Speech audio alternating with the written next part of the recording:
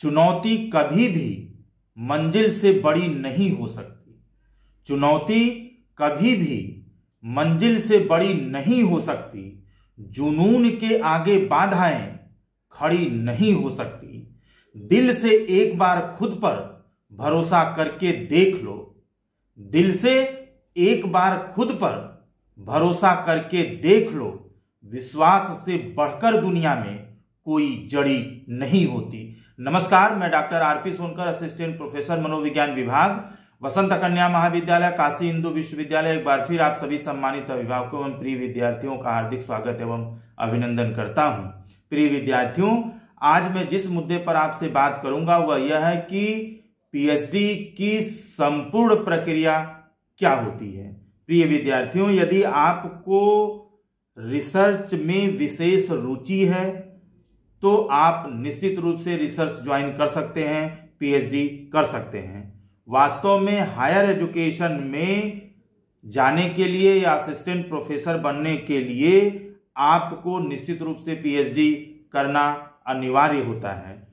अपने सब्जेक्ट में आपको पीजी कंप्लीट करना होता है।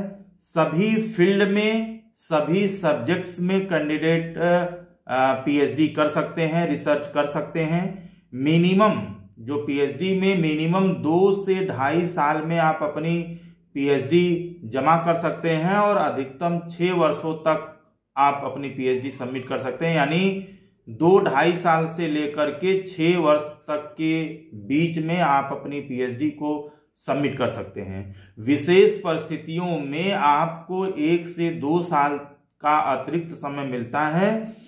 यानी आप उस कंडीशन में अधिकतम 8 वर्षों में भी अपनी पीएचडी जमा कर सकते हैं। इसके लिए कुछ विशेष प्रक्रिया होती है जिसको आपको निश्चित रूप से पूरा करना अनिवार्य होगा।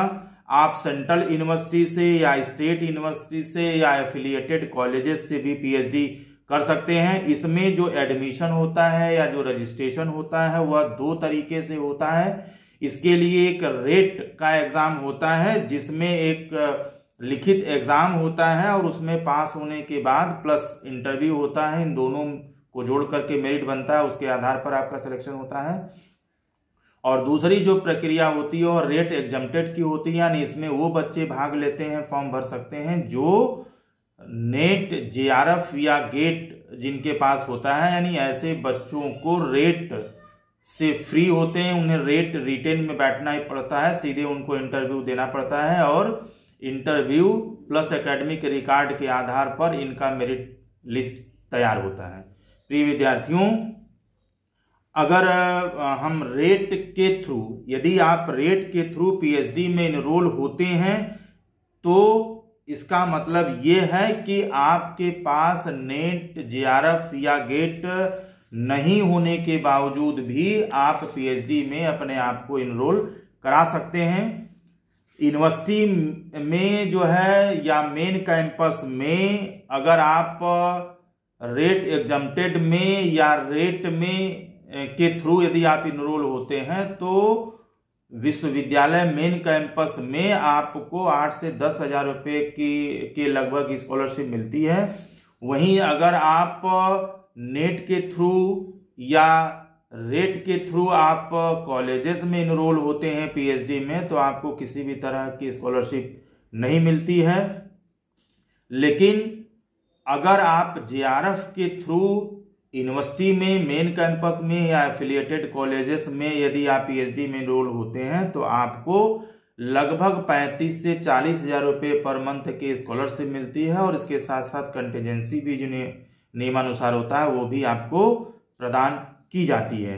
पीएचडी रेट के थ्रू या रेट एग्जम्प्टेड के थ्रू जो फॉर्म निकलता है वह प्रतिवर्ष आता है। आप इसको संबंधित विश्वविद्यालय के ऑफिशियल वेबसाइट पर जाकर के आप उसका नोटिफिकेशन पढ़ सकते हैं और आप अपने हिसाब से उसको अप्लाई कर सकते हैं। सभी सब्जेक्ट में जो सीटों की संख्या है वह कम या ज्यादा हो सकता है। जेआरएफ निकालने के बाद 2 साल के अंदर आपको किसी भी कीमत पर यूनिवर्सिटी या कॉलेजेस में अपने आप को रजिस्टर्ड कराना जरूरी होता है, नहीं तो उसके बाद आपका जो जेआरएफ की जो डिग्री होती है जो सर्टिफिकेट होता है वो अपने आप इनवैलिड कर दिया जाता है। नेट में ऐसी बाध्यता नहीं होती है, यानी नेट निकालने के बाद आप 2 साल के बाद भी अपने आप को पीएचडी में इनरोल कर सकते हैं। कुछ यूनिवर्सिटी में कंबाइंड रेट का भी एग्जाम कराया जाता है, जिसके थ्रू पीएचडी में इनरोलमेंट कराया जाता है। यदि आप मेरिट लिस्ट में आते हैं तो आपके सुपरवाइजर का निर्धारण यूनिवर्सिटी या डिपार्टमेंट के द्वारा किया जाता है।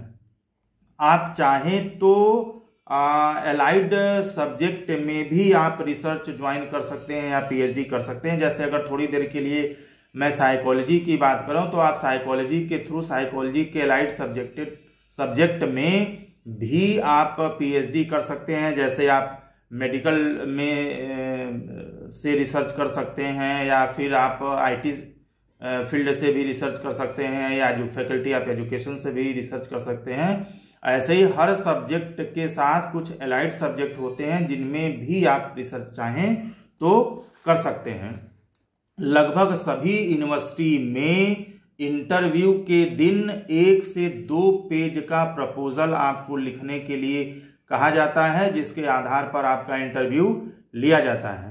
पीएचडी करने के बाद आप दूसरे फील्ड में भी चाहें तो जॉब कर सकते हैं जहां पर पीएचडी करने की बाध्यता नहीं होती है। जैसे आपने देखा होगा कि बहुत सारे बच्चे पीएचडी करने के बाद भी टीजीटी या पीजीटी या टीचर बनते हैं या एडमिनिस्ट्रेशन के फील्ड में भी जाते हैं। वास्तव में पीएचडी करने की आवश्यकता हायर एजुकेशन में जाने के लिए ही होती है।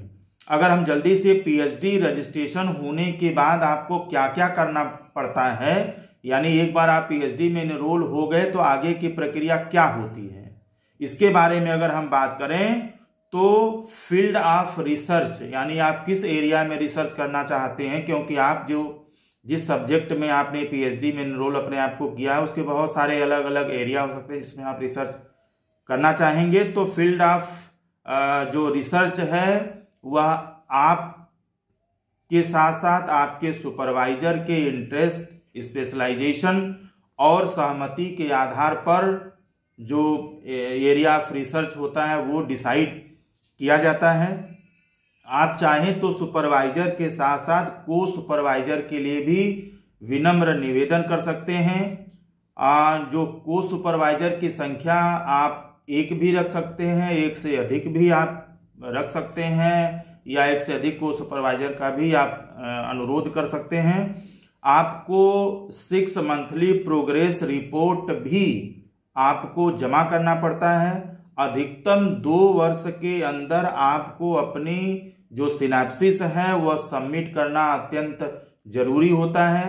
सिनैप्सिस सबमिट करने से पहले डीआरसी के समक्ष आपको अपनी सिनैप्सिस को प्रेजेंट करना होता है। डीआरसी द्वारा पास होने पर आप अपनी सिनैप्सिस को अपने डिपार्टमेंट में सबमिट करते हैं। अगर किसी तरह का सुझाव डीआरसी के द्वारा आपको दिया जाता है तो उस सुझाव के अनुरूप आप संबंधित जो करेक्शन है, संशोधन है, उसे करके ही आप अपनी सिनैप्सिस डिपार्टमेंट में सबमिट करते हैं। सिनैप्सिस प्रेजेंटेशन के अधिकतम 6 महीने के अंदर आपको सिनैप्सिस सबमिट करना अत्यंत आवश्यक होता है। सिनैप्सिस प्रेजेंट करने के बाद आप अपने टॉपिक में कोई बड़ा बदलाव या मेजर चेंजेस नहीं कर सकते। प्रिय विद्यार्थियों, इसके अलावा अगर हम कुछ विशेष बातें यदि आपसे करें तो 2 वर्ष तक आप फुल टाइम रिसर्चर होते हैं, यानी रिसर्च करते हैं।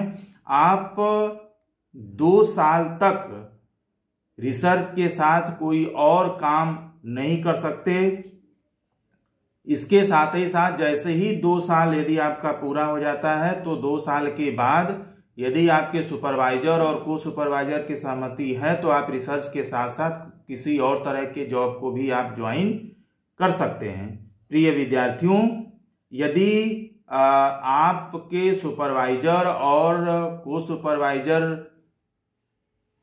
राजी हैं तो उस कंडीशन में आप कर सकते हैं, वरना किसी भी तरह की असहमति होने के कंडीशन में आप 2 साल पूरा होने के बाद भी किसी तरह का जॉब ज्वाइन नहीं कर सकते।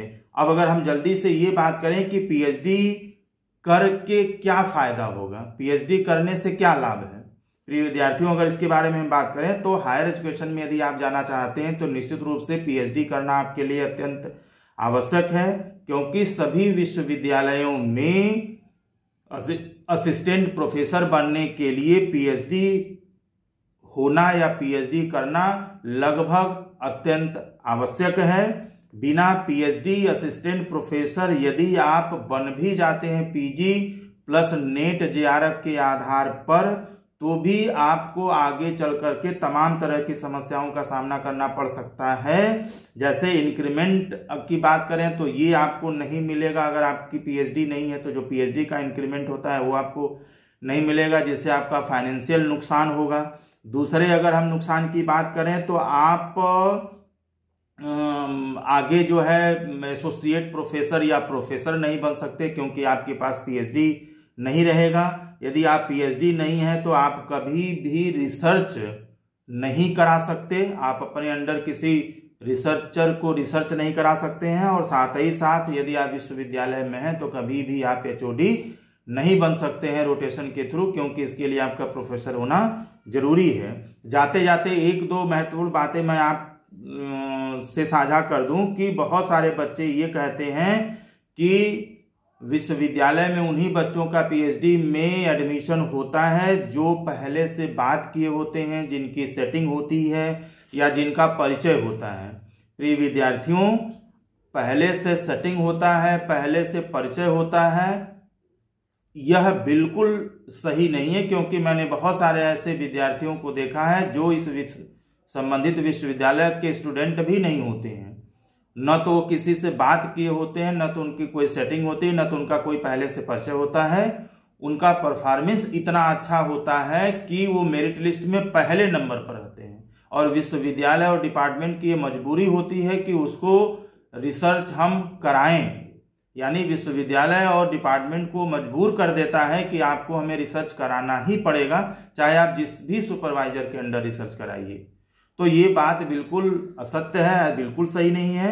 हाँ, यह बात जरूर है कि कुछ बच्चे पहले से ही डिपार्टमेंट में किसी टीचर से बात किए रहते हैं, यह एक स्वाभाविक सी चीज है। अगर आप उस विश्वविद्यालय के स्टूडेंट हैं या बाहर के भी हैं और किसी टीचर को आप जानते हैं तो आप बात कर सकते हैं। कभी कभी ऐसा होता है कि अगर आप किसी टीचर से बात करते हैं या किए हैं के साथ साथ मेरिट लिस्ट में आपका नाम भी आ जाता है, तो उस कंडीशन में थोड़ा सा आसान ये होता है कि अगर आप अपने इंटरेस्ट के हिसाब से, अपने एरिया के हिसाब से संबंधित टीचर से बात की हैं, तो टीचर के लिए और आपके लिए दोनों लोगों को रिसर्च करना बहुत आसान हो जाता है। और किसी ने, चूंकि आप मेरिट लिस्ट में आ जाते हैं तो आपको किसी न किसी सुपरवाइजर के अंडर रिसर्च कराना डिपार्टमेंट की जिम्मेदारी होती है। तो उस कंडीशन में ये संभावना बनती है कि आपको उसी टीचर के अंदर में असाइन कर दिया जाए, रिसर्च करने का मौका दे दिया जाए जिसके अंडर में रिसर्च करने के लिए आपने पहले से बात किया हुआ है। ये यहां तक सत्य है, ठीक है। बहुत सारे बच्चे ये कहते हैं कि जिनका नेट जेआरएफ होता है उन्हीं का सिर्फ पीएचडी में एडमिशन होता है, नेट जेआरएफ जिसका नहीं होता उसका नहीं एडमिशन नहीं होता है। प्रिय विद्यार्थियों, अगर सिर्फ नेट और जेआरएफ वालों का एडमिशन ही पीएचडी में होता तो रेट, यूनिवर्सिटी में रेट जो होता है वह क्यों कराया जाता है? रेट का मतलब ही होता है रिसर्च एंट्रेंस टेस्ट, यानी इसमें वो बच्चे एग्जामिनेशन देते हैं, कंपटीशन देते हैं जिनके पास नेट जेआरएफ या गेट का सर्टिफिकेट नहीं होता है, क्वालिफाई नहीं होता है। तो इसमें बच्चे जो अच्छा नंबर लाते हैं, रेट में जो बच्चे अच्छा नंबर लाते हैं और प्लस उनका इंटरव्यू बहुत बढ़िया होता है, और दोनों को जोड़ करके साथ में जो एकेडमिक रिकॉर्ड होता है, यानी written plus interview plus academic record, इन तीनों को जोड़ करके जो मेरिट बनती है उसमें वो बच्चा आता है, तो बिना नेट जेआरएफ होने के बावजूद भी वह रिसर्च कर सकता है। तो ये बिल्कुल गलत है कि जिनका नेट जेआरएफ या गेट होता है सिर्फ उनका ही एडमिशन पीएचडी में होता है।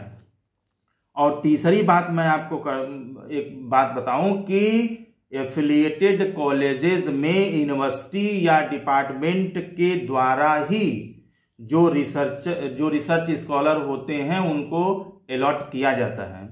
यानी आपका मेरिट लिस्ट में आने के बाद भी यह आपके ऊपर डिपेंड नहीं होता है कि आपको किस सुपरवाइजर के अंडर रिसर्च करने का मौका मिलेगा। यह विश्वविद्यालय और विभाग का कार्य होता है कि वह आपको किस टीचर के अंदर में रिसर्च करने का मौका देता है। ऐसा भी हो सकता है कि आपको एफिलिएटेड कॉलेज में किसी टीचर के अंडर में रिसर्च करने का मौका मिले तो विश्वविद्यालय के द्वारा ही एफिलिएटेड कॉलेजेस में टीचर को रिसर्च स्कॉलर जो होते हैं वो दिए जाते हैं, जिनको एफिलिएटेड कॉलेज के जो टीचर होते हैं वो रिसर्च कराते हैं। इसमें एफिलिएटेड कॉलेजेस के टीचर्स को पहले से कोई जानकारी नहीं होती है कि उनके अंडर में कौन रिसर्च स्कॉलर आने वाला है या उन्हें किस स्टूडेंट को रिसर्च कराना है। जो भी उनके अंदर में असाइन किया जाता है उसे वह टीचर रिसर्च कराते हैं। मैंने विस्तृत रूप से रिसर्च के बारे में जानकारी देने की पूरी कोशिश की है। इसके बावजूद भी कोई सवाल या कोई जानकारी आप चाहते हैं तो निश्चित रूप से कमेंट बॉक्स में लिख सकते हैं, मैं जवाब देने की पूरी कोशिश करूंगा। साथ ही साथ research, PhD, net and JRF से रिलेटेड और असिस्टेंट प्रोफेसर बनने की प्रक्रिया से रिलेटेड 2-3 वीडियो मैंने पहले से ही बनाया है। आप विस्तृत यदि जानकारी चाहते हैं इस संदर्भ में तो मैं डिस्क्रिप्शन वाले पार्ट में मैं वो लिंक शेयर कर रहा हूं, जहां पर जाकर के आप विस्तृत जानकारी ले सकते हैं। आप सभी को बहुत बहुत शुक्रिया।